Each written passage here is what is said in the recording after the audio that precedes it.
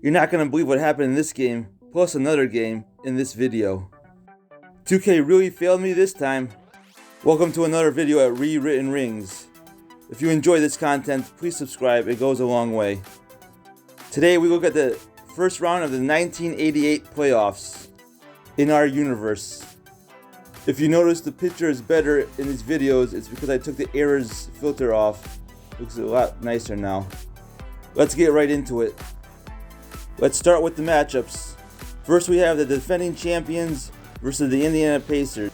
The Sixers lost Dr. J to retirement, but they're still looking to repeat. They still got 2/3 of their powerful front court with Barkley and Malone, while the Pacers are led by Mullen and Cummings. Next we have the Bullets and the New Look Cavs. Bullets were the team that gave the Sixers the most trouble last year. They lost at the buzzer in Game 7, while the Cavs have a rookie David Robinson and Dominique Wilkins who joined the team this year. It should be a good series. Next we have the Rockets and Kings.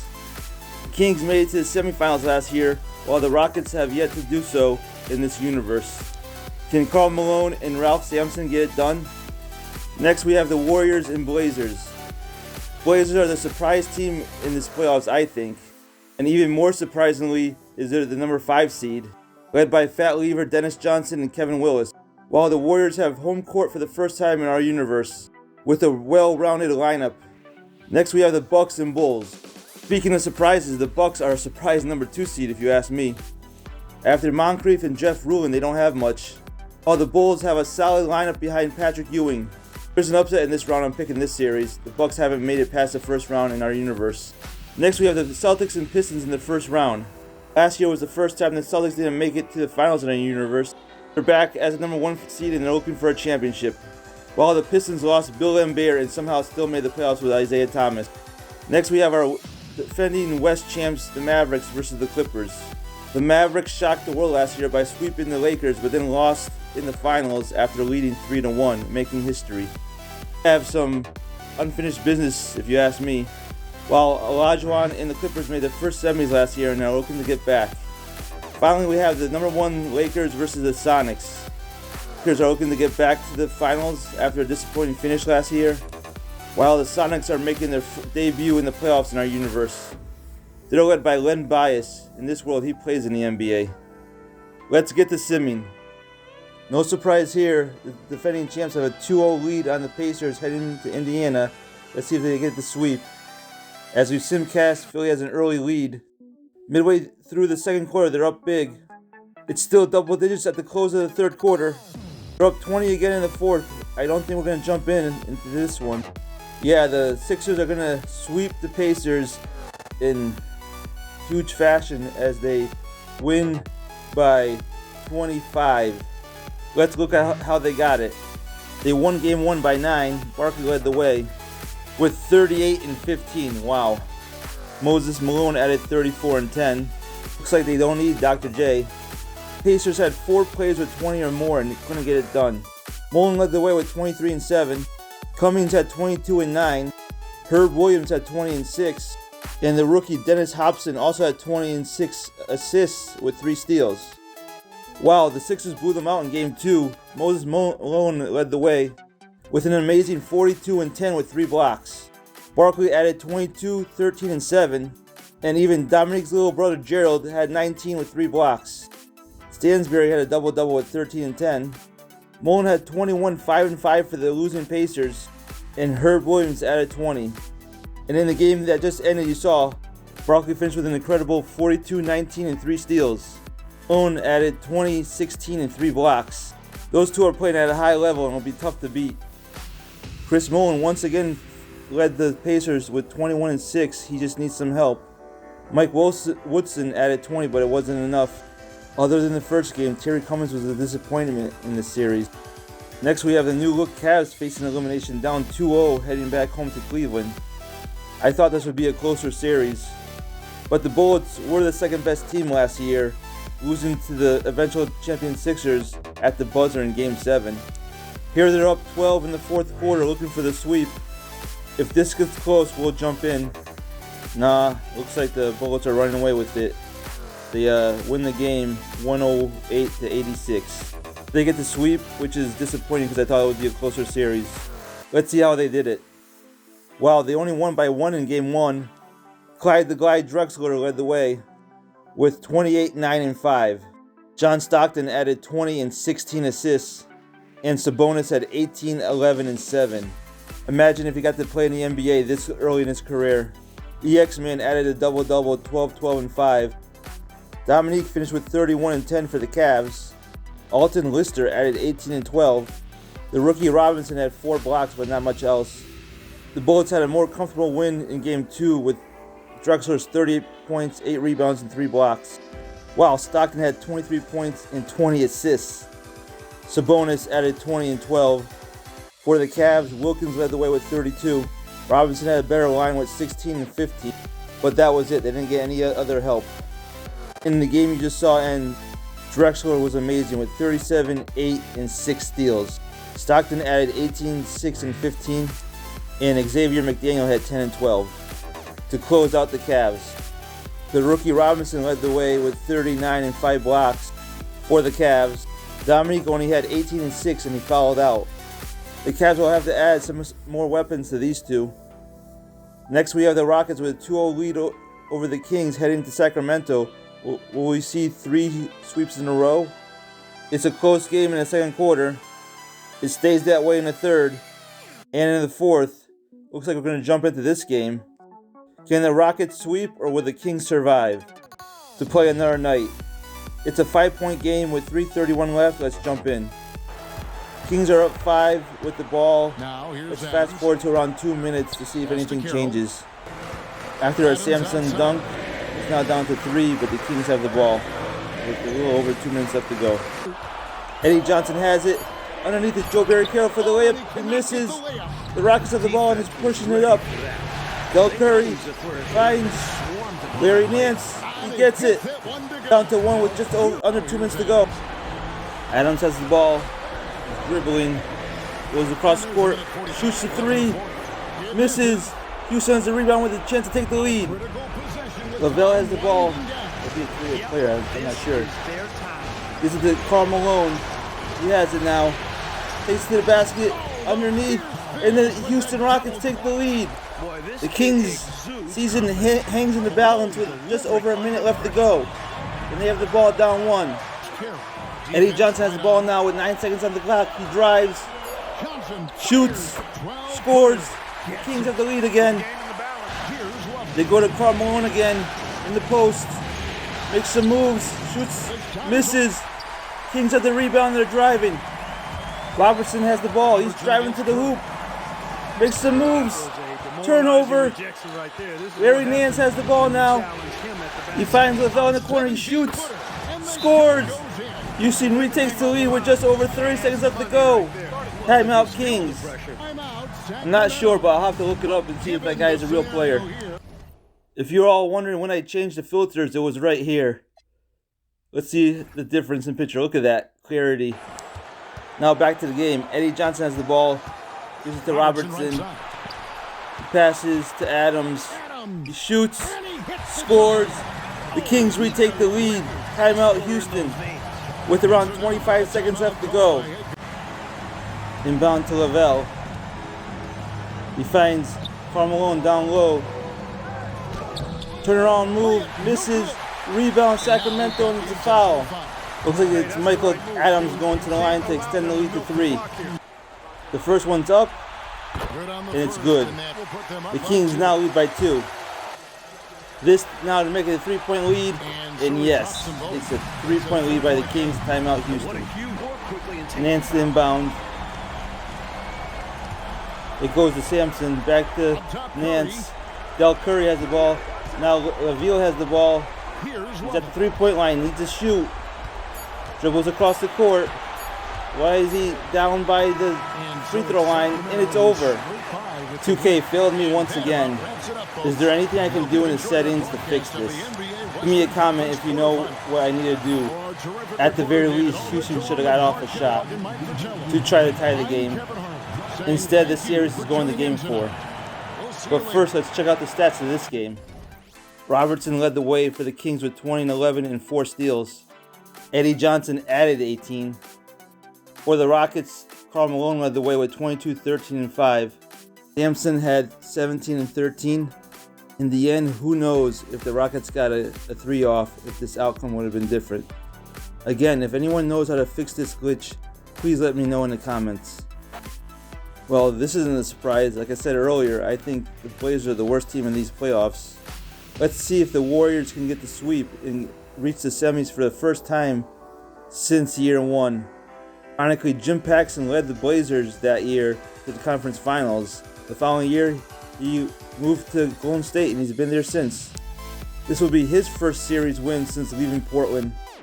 With about 3:40 left to go, the Warriors are up 20, looking to sweep. Yep, the Warriors are going to get the sweep. The final is 122 to 100. Let's see how they did it. The Warriors won Game 1 by a bucket, led by Buck Williams, 22 points, 9 rebounds, and 3 blocks. Sleepy Floyd added 20 and 7 assists, and the aforementioned Jim Paxson had 17 and 10. Fat Lever led the Blazers with 23 and 5 and 3 steals. Ed Pickney had 21 and 5, and Dennis Johnson had 18 and 5. Ironically, both Pickney and DJ played for the Celtics in real life at one time, I believe. I'll have to check that. Kevin Willis also had 10 and 13, a double-double. Warriors blew them out in Game 2. Floyd led the way with 28 and 4 steals. Short added 18. Buck Williams had a double-double, 14 and 12. And so did James Edwards, who had 14, 14, and 5. Bedford also had a double-double, 10 and 10 with 3 steals. The big men showed up in Game 2 for Golden State. Nobody showed up for the Blazers as Leon Wood led all scorers with 15. However, Kevin Willis did have a double-double, 10 and 10. As we know, Game 3 was another blowout on the road for the Warriors. Floyd led with 24, 6, and 3 steals. Buck Williams added 21 and 16. And Sam Bowie also had a double-double with 10 and 10. Dennis Johnson led the way for the Blazers with 24. Kevin Willis added 19 and 17. Fat Lever also had 18. At the midway point in the season, the Blazers were outside looking in, and then when the season ended, they were a 5 seed, which caught me by surprise. This sweep is no surprise. Next, we have the number 1 Celtics with a 2-0 lead on the number 8 Detroit Pistons. It's hard to believe. These are not the Isaiah Thomas Pistons that we know or remember. With Bill Laimbeer leaving, he's a one-man team. But Detroit has a lead in the 4th quarter. They're going to extend this to 4 games at least. With 3 minutes left to go, it's an 8-point lead. If it gets any closer, I'll jump in. The Celtics cut it down to 2 with 52 seconds left to go. Let's jump in. The Pistons have the ball up 2. Isaiah Thomas has the ball. Gives it to Tribeca. He's dribbling. Shoots. Misses. Rebound Celtics. Bird's pushing up the ball. He finds John Drew. Down low. He shoots. Misses. Rebound Celtics. Shoots again. Misses. Rebound Pistons. The Celtics foul intentionally. Isaiah Thomas is now at the line with a chance to make it 4. My fault. It's John Long, last year's Sixers hero, at the line for 2. Here comes the first one. And he misses. He's got to hit this one to make it a 3-point lead. It's up, and it's good. Out of the timeout, the Celtics are down 3 with the ball. It goes to Rivers. He dribbles to the other side of the court. Finds Smith. Back to Rivers. Back to Bird. Rivers for 3. Ties the game up. It's tied at 108 with 10 seconds left to go. Pistons don't have any timeouts. Isaiah Thomas has the ball. Drives to the basket. Scores, and he wins the game for them. Holy. Wow, Isaiah Thomas for the game-winning layup. There will be a game 4 thanks to that man right there. He might not have Bill Laimbeer on his team anymore, but he's still got some talent. And what a finish. Wait a minute. There's still a second on the clock. So let's have a chance to win the game or at least tie it and go to overtime. Let's see what happens. Michael Cage to inbound. He finds Rivers. 3. It's off. Pistons win the game. Like I said, there will be a game 4 here in Detroit. Thanks to that man right there. Let's take a look at the stats. Wow, Thomas had 46, 7 assists, and 5 steals. Truly willed his team to victory. He got no other help. Let's see what the Celtics did. Birdsong led the way with 23. Though Bird had a triple-double with 21, 10, and 10. Next we go to LA, where the defending West champs Dallas has a 2-0 lead on Akeem and the Clippers. Olajuwon made his first semis last year. Can he return there? It's going to be a tough task because they're facing the West champs. With 3:40 left to go, it's 106 to 100. Let's jump in and see if the Clippers can make a comeback. Clippers have the ball down 6.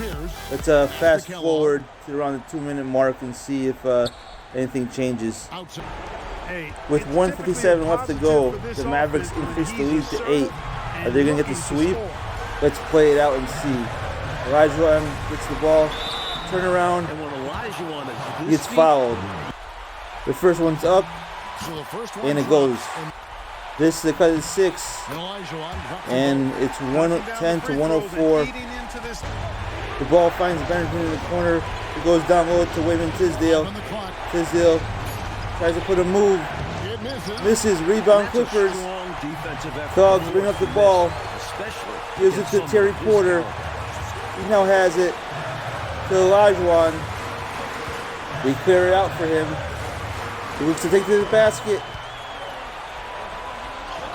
And scores. Dallas still has a 6-point lead with about a minute left to go, and they have the ball. Let's see if the Clippers can get some stops here. Blackman has it. Looks like he's taken to the basket. It's blocked. It was Clark Kellogg with the block. Dallas with the inbound. They have 12 seconds on the shot clock. Harper has it, takes the shot, misses, rebound Clippers. Porter brings up the ball, gives it to Kellogg, takes it to the basket, underneath. It's now a 2-point game. Blackman brings it up the court. Takes it to the basket, shoots, bounces in. Timeout Clippers.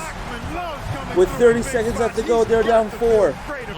With 50 on the clock, Pierce finds Porter. Porter shoots, hits a 3. The lead is now down to 1 with 12 seconds left to go. The Clippers immediately foul, and it's Davis going to the line for 2 to extend the lead. Never mind, the Clippers had a foul to give. Inbound goes to Derek Harper. He gets fouled. Now he has a chance to extend the lead back up to 3 with his 2 free throws. The first one's up, and it's good. There's the second one, and it's a 3-point lead. Clippers are down 3 with 9 seconds left to go. They call timeout. They found Porter in the corner. He doesn't take the shot. Why? Why 2K? Why did he not take the shot? He just dribbles it out. The Clippers get eliminated, and the Mavericks move on. And I'm just lost for words. If someone can just please tell me how to fix this glitch that 2K has. At the very least, the Clippers should have got a shot off. This is ridiculous. Derek Harper led the way with his 26, 7, and 13 assists, including those 2 big free throws. Aguirre had 24 and 5 and fouled out at the end, in case you were wondering where he was. Wayman Tisdale had 19, and Otis Thorpe finished with a double-double, 10 and 10. Olajuwon finished with 22, 13, and 5 with 3 blocks. Kellogg added 19 and 10. Terry Porter had 14 and 11. Let's see how the Mavericks got here. Let's see the first 2 games.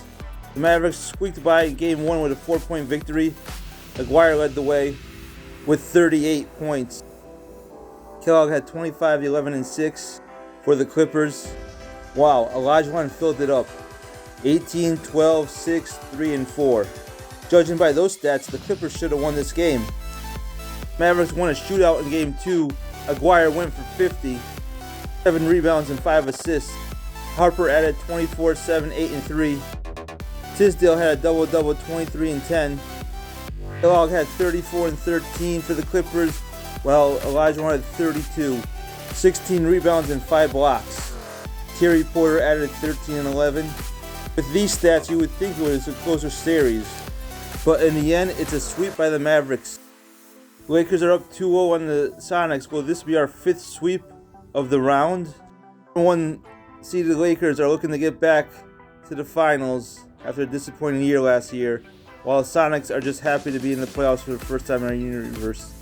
Sonics are up 5 in the 4th quarter. Are they going to hold on to force a game 4? It's now down to 3 with 3:27 left to go. Let's jump in and see what happens. Lakers have the ball down 3. Let's fast forward to the 2-minute mark and see if it's still a close game. After a Seattle bucket, a couple of possessions, Seattle's up by 5, and now they have the ball with 1:50 left to go. Tom Chambers has the ball with 10 seconds left on the shot clock. He's in trouble. Gets it to Johnson. It's Kevin Johnson right there. Takes it to the basket, scores.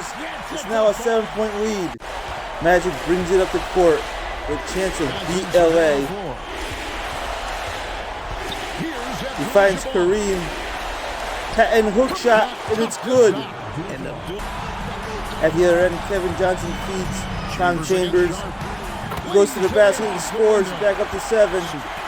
With 1:13 left to go, the Lakers are running out of time to close out this game in this series.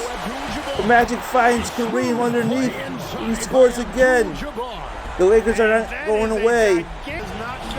Johnson's playing a 2-man game again with Tom Chambers. Goes to the basket, scores again. The Lakers can't afford to trade baskets with Seattle. This is going to game 4, I think. Timeout Lakers. Under a minute left to go. They're down 7. Magic has the ball. What is he going to do with it? Finds Sharp. Misses. That's what the Lakers get for a creative player. I don't think I ever heard of that Sharp guy before. If the Sonics score here, I'm calling the game. The ball finds Thompson. He shoots. Misses. Rebounds. Sonics misses again. Lakers have the ball. This is their last shot. Magic is with it. He needs to score quickly. Right? They're passing the ball around like they have the lead. Cooper shoots a 3 and makes it. It's now down to 4. With 15 seconds left to go, the Lakers have to foul. Sunval is going to the line to extend the lead. The first one's up, and it's good. It's now a 5-point lead. Just to make it 6, and it's good. Timeout Lakers. Lakers to inbound. They have to score fast. They had a wide open shot. Cooper didn't take it. Now they're passing the ball around. Magic Johnson shoots a 3, misses, and it's over. Sonics win by 9. Glenn Bias led the way with 27 and 9 with 3 steals, but it looks like he fouled out. I didn't see him. Chambers added 20 and Sunville 18 and 8 assists. For the Lakers, Magic had 25 and 19 assists and 3 steals. Worthy added 23 and 7, but also fouled out. Kareem added 21, but it wasn't enough because this series is going to Game 4. After the first 3 games, half our series are over. Let's now move on to the Rockets-Kings Game 4. After that debacle ending in Game 3, this series is extended.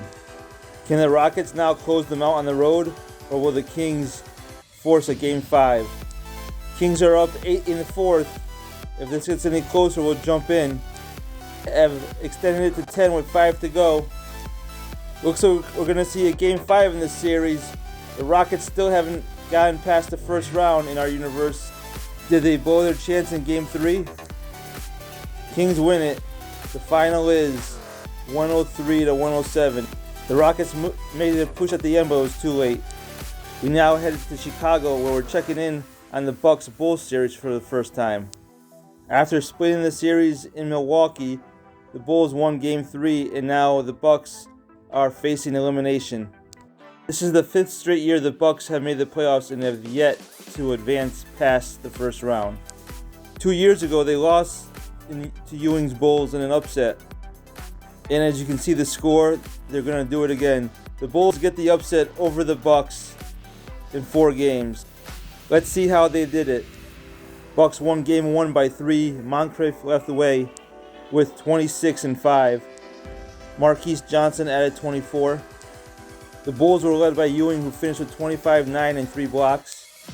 And with that result, it meant the Bulls won 3 straight to close out the series, including Game 2, where they won by 16. He had an incredible 33, 10, and 4 blocks. Jerome Kersey added 21, 7, and 5. Johnson led the way for the Bucks with 27. Jeff Rulon added 22 and 12. Jerome Kersey led the way with 30 and 16 and a 22-point win in Game 3. Reggie Theus added 27 and 5. Ewing was limited to 20 minutes, so he must have fouled out. Yep, he fouled out. Rulon led the way for the Bucks with 23 and 13. And now the blowout we just witnessed. Ewing had 30 and 16 in the win to close out the Bucks. Theus added 22 and 8. Vin Caldwell, the creative player I believe, also had 22. Moncrief had 26 to lead the Bucks. But for the 5th straight year, they go down in the first round. Next, we go back to Detroit, where Isaiah's heroics extended the series. Can he do it again? Let's simcast and find out. Celtics are leading at the half. They're still up as the third quarter closes. Up 12 midway through the fourth. If it gets close, we'll jump in. Celtics are pulling away. This is over. They win the series. For the Pistons, this is their 3rd straight first round exit, but the first time as an underdog. Let's see how the Celtics did it. Wow, the Celtics won game 1 by 1. Bird led the way with 22 and 8. Both Michael Cage and Kevin McHale had double-doubles. McHale added 3 blocks too. Kelly Tribeca led the way for the Pistons with 22. Isaiah Thomas nearly got a triple-double with 18, 8, and 10. Celtics blew them out in Game 2. Bird had 25, 11, and 5. John Drew added 23. And McHale had 19 and 13. Isaiah Thomas led the way for the Pistons with 36 and 8. But you got no help. We already discussed what happened in Game 3. Let's go right to Game 4. Bird led the way with 25, 5, and 5 in the closeout win. Drew had 19. And Birdsong had a double-double.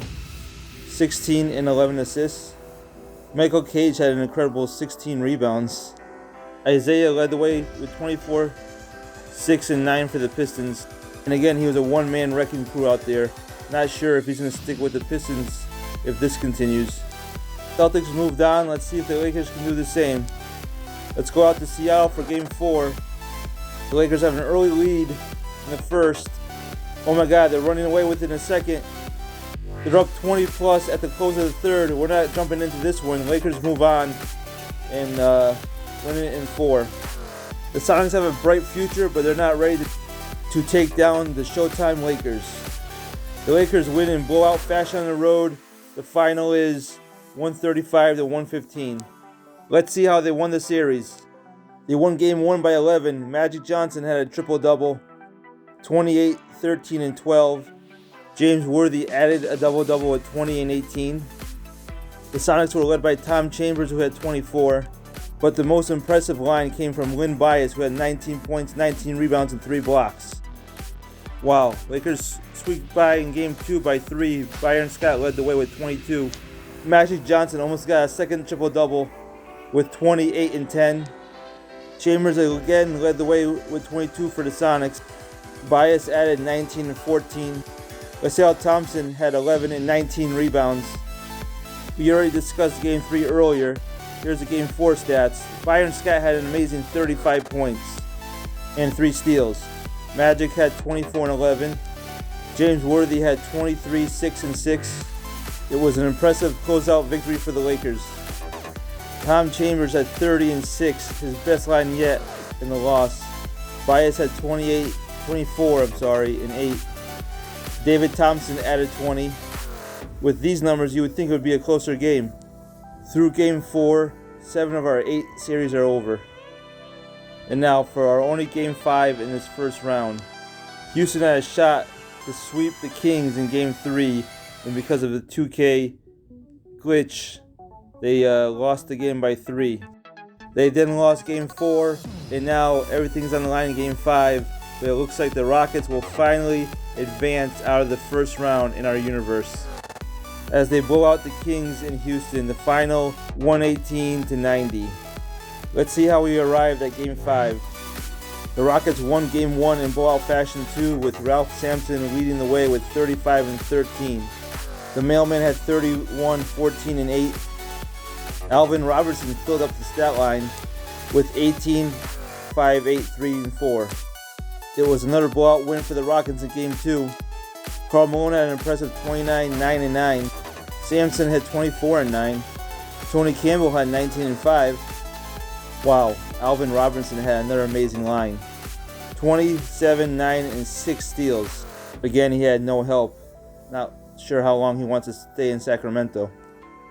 As you know, the Kings won Game 4 thanks to Eddie Johnson's 30 points.